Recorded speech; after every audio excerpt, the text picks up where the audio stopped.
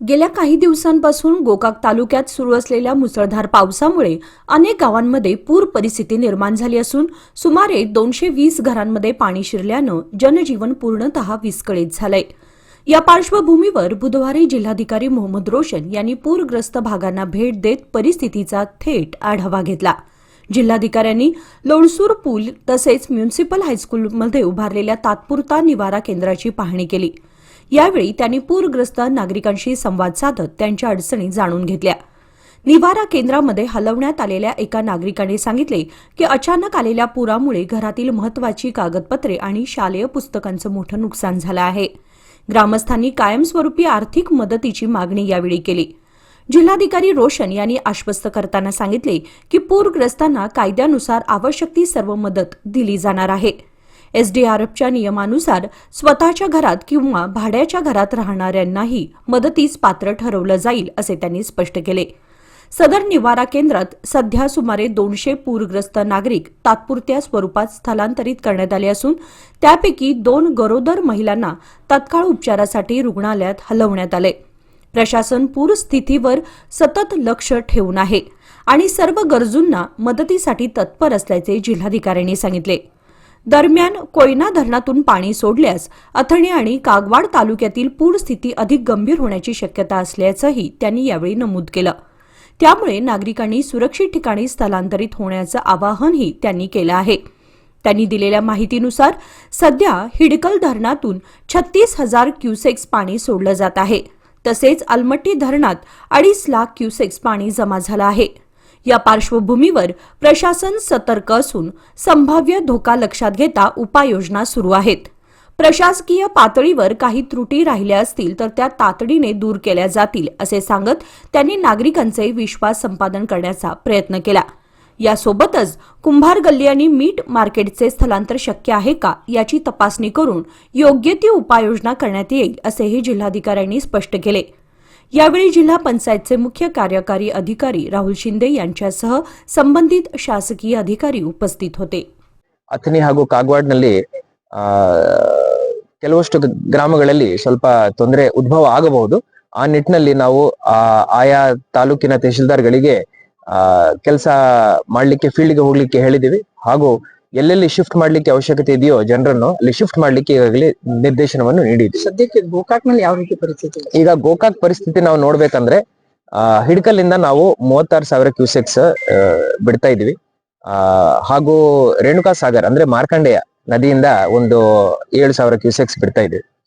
ಒಟ್ಟು ಸೇರಿ ಮತ್ತೆ ಬೇರೆ ಬೇರೆ ನಾಲಗಲ ಇಂದ ಮುಖಾಂತರ ಏನ್ ನೀರು ಬರುತ್ತೆ ಸಂಗ್ರಹಣೆ ಆಗಿ ಈ ಲೋಳ್ಸೂರ್ ಬ್ರಿಡ್ಜ್ ಹತ್ರ ಈಗ ಸದ್ಯಕ್ಕೆ 66,000 ಕ್ಯೂಸೆಕ್ಸ್ ಹರಿತಾ ಇದೆ। ಇದರಿಂದ ಗೋಕಾಕ್ ನಗರದಲ್ಲಿ ಒಂದು 200 ಮನೆಗಳಿಗೆ 220 ಮನೆಗಳಿಗೆ ಸ್ವಲ್ಪ ತೊಂದರೆ ಆಗಿದೆ। ಅದರಲ್ಲಿ ಎಲ್ಲರನ್ನು ನಾವು ಈಗ ನಮ್ಮ ಕೇಂದ್ರಕ್ಕೆ ಶಿಫ್ಟ್ ಮಾಡ್ಕೊಂಡಿದೀವಿ।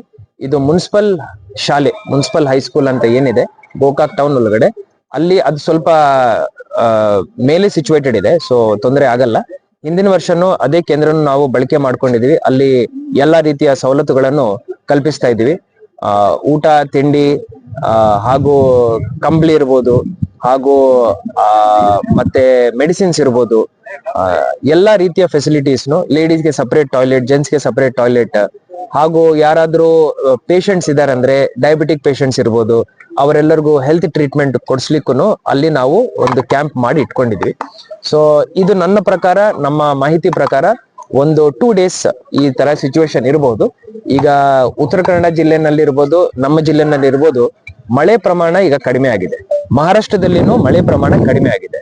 ಬರೇ ಒಂದು ಮೇನ್ ಪಾಯಿಂಟ್ ಏನಂದ್ರೆ ನಾವು ಗಮನದಲ್ಲಿ ಇಟ್ಕೊಳ್ತಾ ಇದೀವಿ, ಪ್ರತಿ ಒಂದು ಜಲಪಾತ್ರದಲ್ಲಿ ಹಾಗೂ ಪ್ರತಿ ಒಂದು ಡ್ಯಾಮ್ ಅಲ್ಲಿ ಮಹಾರಾಷ್ಟ್ರದಲ್ಲಿ ಇರ್ಬೋದು, ನಮ್ಮ ಡ್ಯಾಮ್ಸ್ ಇರ್ಬೋದು, ಅವು ತುಂಬಿದಾವೆ। ಸೊ ಮಳೆ ಆದಾಗ ನಾವು ರೆಡಿ ಇರ್ಬೇಕು ರಿಲೀಸ್ ಮಾಡ್ಲಿಕ್ಕೆ ನೀರು। ಸೊ ಈಗ ಆಳ್ಮಟ್ಟದಿಂದ 2.5 ಲಕ್ಷ ಕ್ಯೂಸೆಕ್ಸ್ ನೀರನ್ನು ನಾವು ರಿಲೀಸ್ ಮಾಡ್ತಾ ಇದೀವಿ।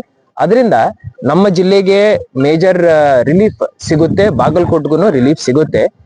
ತಳಮಟ್ಟದಲ್ಲಿ ನಾರಾಯಣಪುರ ಡ್ಯಾಮ್ಗೆ ಹೋಗಿ ನೀರೆಲ್ಲ ಸಂಗ್ರಹಣೆ ಆಗುತ್ತೆ।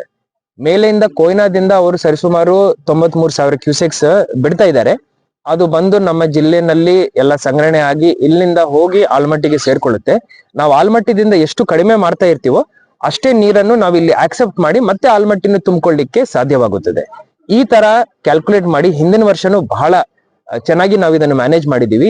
ಈ ವರ್ಷನೂ ತಾವು ನೋಡ್ತಾ ಇರ್ಬೋದು, ಎಲ್ಲಾ ಮ್ಯಾನೇಜ್ಮೆಂಟ್ ಕೋಲ್ಹಾಪುರ್ ಸಾಂಗ್ಲಿ ಕಲೆಕ್ಟರ್ ಇಂದ ನಾನ್ ಇರ್ಬೋದು, ಮತ್ತೆ ಬಾಗಲಕೋಟ್ ಡಿ ಸಿ ಅವರು ಇರ್ಬೋದು, ಬಿಜಾಪುರ್ ಡಿ ಸಿ ಇರ್ಬೋದು, ತಲಮಟ್ಟದಲ್ಲಿ ರಾಯಚೂರು ಡಿ ಸಿ ಅವರು ಇರ್ಬೋದು, ನಾವೆಲ್ಲರೂ ಕಂಟಿನ್ಯೂಸ್ಲಿ ಸಂಪರ್ಕದಲ್ಲಿದ್ವಿ. ನಮ್ಮ ಮೇಲಧಿಕಾರಿಗಳು ಹಾಗೂ ಎಲ್ಲಾ ಜನಪ್ರತಿನಿಧಿಗಳ ಜೊತೆ ನಾವು ಸಂಪರ್ಕವನ್ನು ಸಾಧಿಸಿದ್ವಿ. ಸರ್, ಪ್ರತಿ ವರ್ಷದ ಸಮಸ್ಯೆ ಇದು. ದಶಕಗಳೇ ಕಳೆದೋಯ್ತು. ಗೋಕಾಕ್ ಲೋಳಸೂರು ಸೇತುವೆ ಇರ್ಬೋದು, ಚಿಕ್ಕ ಪರಿಹಾರ ಮಾಡೋದು ಆಯ್ತು. ಜನ ಕೇಳುವಂತ ಒಂದು ಶಾಶ್ವತ ಪರಿಹಾರ, ಸೇತುವೆಗಳ ಮಟ್ಟವನ್ನು ಎತ್ತರಿಸುವಂತದ್ದು ಆಡಳಿತ ವ್ಯವಸ್ಥೆಯಿಂದ ಇದುವರೆಗೂ ಆಗ್ಲೇನೇ ಇಲ್ಲ. ಯಾಕೆ ಆಗ್ಲಿಲ್ಲ ಅಂತ ಗೊತ್ತಾಗ್ತಾ ಇಲ್ಲ. ಇದು ಹಿಂದಿನ ವರ್ಷ ಇದೇ ರೀತಿ ಎಲ್ಲೆಲ್ಲಿ ಪ್ರಾಬ್ಲಮ್ಯಾಟಿಕ್ ಸಿಚುವೇಶನ್ಸ್ ಇದಾವೆ ಅದರದ್ದು ಒಂದು ಪಟ್ಟಿ ರೆಡಿ ಮಾಡಿ ನಾವು ರೆವೆನ್ಯೂ ಡಿಪಾರ್ಟ್ಮೆಂಟ್ ಡಿಸಾಸ್ಟರ್ ಮ್ಯಾನೇಜ್ಮೆಂಟ್ ಸೆಲ್ಗೆ ನಾವು ಮುಟ್ಟಿಸಿದೀವಿ. ಅದರಿಂದ ನಮ್ಮ ಜಿಲ್ಲೆಗೆ ಈ ಕೆಪಾಸಿಟಿ ಬಿಲ್ಡಿಂಗ್ ಫಂಡ್ ಅಂತ ಏನು ಫಂಡ್ ಇದೆ ಅದರ ಅಡಿಯಲ್ಲಿ ನಮಗೆ 11 crore rupees ಸ್ಯಾಂಕ್ಷನ್ ಮಾಡಿದ್ದಾರೆ. ಅದರಲ್ಲಿ ನಾವು 4 ಮೇಜರ್ ಬ್ರಿಡ್ಜಸ್ ಮಾಡ್ಕೊಳ್ತಾ ಇದೀವಿ. ಈ ವರ್ಷ ಲೋಳ್ಸೂರ್ ಬ್ರಿಡ್ಜ್ ಆ ಫಂಡ್ ಅಲ್ಲಿನೂ ನಾವು ಕೇಳ್ತೀವಿ, ಹಾಗೂ ನಮ್ಮ PWD ಮಿನಿಸ್ಟರ್ ಸಾಹೇಬ್ರ ಜೊತೆ ಮಾತಾಡ್ಕೊಂಡು PWD ಫಂಡ್ ಇಂದನೂ ಕೇಳ್ತೀವಿ. ನನಗೆ ನಂಬಿಕೆ ಇದೆ, ಈ ವರ್ಷ ನಾವು ಈ ಫಂಡ್ ಅನ್ನು ಸ್ಯಾಂಕ್ಷನ್ ಮಾಡ್ಕೊಂಡಿದೀವಿ ಅಂದ್ರೆ ಮಳೆ ಮುಗಿದಿದ ನಂತರ ಒಂದು ಹೊಸ ಬ್ರಿಡ್ಜ್ ಇಲ್ಲಿ ಮಾಡ್ಲಿಕ್ಕೆ ಸಾಧ್ಯವಾಗುತ್ತದೆ. ಇದೇ ರೀತಿಯ ಕೆಲಸ ಬೇರೆ ತಾಲೂಕುಗಳಲ್ಲಿ, ಈ ತಾಲೂಕಲ್ಲಿನೂ ಬೇರೆ ಬ್ರಿಡ್ಜ್ ಗಳಲ್ಲಿ ನಾವು ಮಾಡ್ತಾ ಬಂದಿದೀವಿ. ಈ ವರ್ಷ ನಾವು ಮಾಡ್ತೀವಿ. ಆಮೇಲೆ ಒಂದು 200 ಮನೆಗಳಿಗೆ ಸಂಕಷ್ಟ ಎದುರಾಗಿದೆ ಅಂತ ನೀವು ಹೇಳಿದ್ರಿ. ಪ್ರತಿ ವರ್ಷ ಕೂಡ 200-300 ಮನೆಗಳಿಗೆ ಸಂಕಷ್ಟ ಆಗೇ ಆಗುತ್ತೆ. ಅವರು ಮನೆಯನ್ನ ಕ್ಲೀನ್ ಮಾಡ್ಕೊಂಡು ಮತ್ತೆ ವಾಪಸ್ ಹೋಗ್ಬೋದು ನದಿ ನೀರು ಇಳಿದ ಮೇಲೆ. ಆದ್ರೆ ಅವ್ರ ಓದಿನ ದಾಖಲೆಗಳು, ಬ್ಯಾಂಕಿನ ದಾಖಲೆಗಳು ಎಲ್ಲವೂ ನಾಶ ಆಗ್ತವೆ ಅಂತ ಹೇಳಿ ಲಾಸ್ಟ್ ಇಯರ್ ನೀವು ಬಂದಾಗ್ಲೇ ಅವ್ರು ಅರಳು ತೋಡ್ಕೊಂಡಿದ್ರು. ಅದಕ್ಕೂ ಕೂಡ ಶಾಶ್ವತ ಪರಿಹಾರ ಬೇಕು ಅಂತ ಕೇಳಿದ್ರು. ಅದಂತೂ ಇನ್ನೂವರೆಗೂ ಆಗ್ಲೇನೇ ಇಲ್ಲ. ಪ್ರಾಥಮಿಕ ಹಂತದಲ್ಲೂ ಕೂಡ ಇಲ್ಲ ಸರ್ ಅದು. ಕರೆಕ್ಟ್. ಅದು ಇನ್ನೂ ನಾವು ಅದನ್ನ ಎಕ್ಸಾಮಿನೇಷನ್ ಸ್ಟೇಜ್ ಅಲ್ಲಿ ಇಟ್ಕೊಂಡಿದೀವಿ. ಈ ವರ್ಷ ನಾನು ನಮ್ಮ ಮಾಧ್ಯಮದ ಸಮಿತ್ರರಿಗೆ ಭರವಸೆಯನ್ನು ನೀಡ್ತಾ ಇದ್ದೀನಿ. ನಾನು, ತಹಶೀಲ್ದಾರ್ ಅವರು, ಸ್ಥಳೀಯ ಶಾಸಕರು ಹಾಗೂ ಜಿಲ್ಲೆಯ ಉಸ್ತುವಾರಿ ಮಂತ್ರಿಗಳು ನಾವೆಲ್ಲರೂ ಸೇರಿ ಈ ನಮ್ಮ ಮೀಟ್ ಮಾರ್ಕೆಟ್ ಅಂತ ಹೇಳ್ತೀವಿ, ಜೊತೆನಲ್ಲಿ ಕುಂಬಾರ್ ಗಲ್ಲಿ ಅಂತ ಇಲ್ಲಿ ಏರಿಯಾಸ್ ಇದಾವೆ. ಸೊ ಅಲ್ಲಿ ತೊಂದರೆ ಆಗುತ್ತೆ. ಇವರಿಗೆ ನಾವು ಏನಾದ್ರೂ ಸ್ಥಳಾಂತರ ಮಾಡ್ಲಿಕ್ಕೆ ಅವಕಾಶ ಇದೆಯಾ? ಜೊತೆನಲ್ಲಿ CO ವರ್ಗೂ ಇದರ ಬಗ್ಗೆ ಗೊತ್ತಿದೆ.